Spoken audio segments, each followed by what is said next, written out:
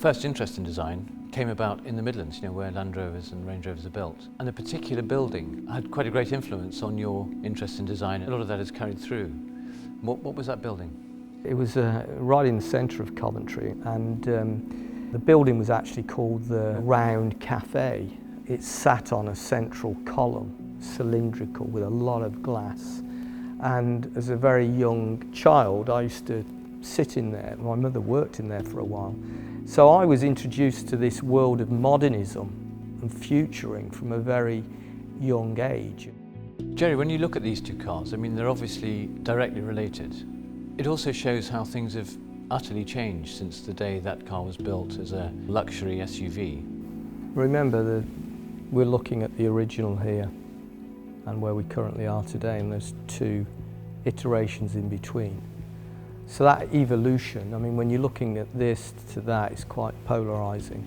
Having said that, expectations or standards when it comes to luxury have changed massively from when this car was originally created, because by today's standards, quite frankly, a car like this, as graded as it is, it's a car that I still love, wouldn't meet those standards today.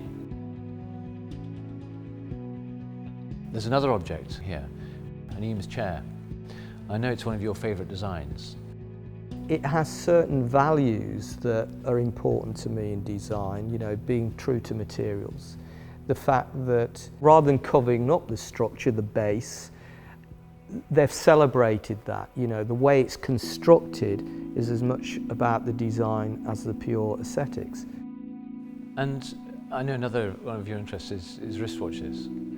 And there's a particular watch that you like, which is a Patek Philippe Calatrava, and that was actually designed in the 1930s. I just love it because of its simplicity. It's as much about what it doesn't say as what it does say. But every detail on that watch, as simple as it is doing a job. And it's just a beautiful thing. Now, you're a collector of art, Gerry, and in particular I've noticed you've got some Joseph Alber's prints.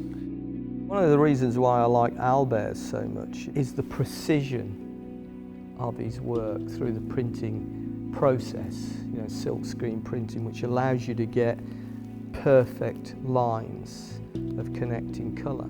If you look at a painting by Alber's where he paints on a canvas, the canvas has got undulations in it. And for me, that spores that perfect precision. And I never tired of them. I bought my first collection by Alber's, 15 years ago. The Kaufmann house.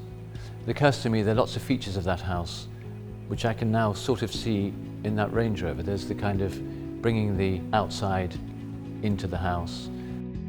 The first time we really did it was on the Evoque. This massive panoramic roof was a direct influence of trying to bring the outside in.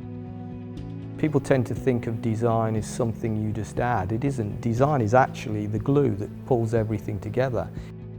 The world would be a sad place, for me, without great design.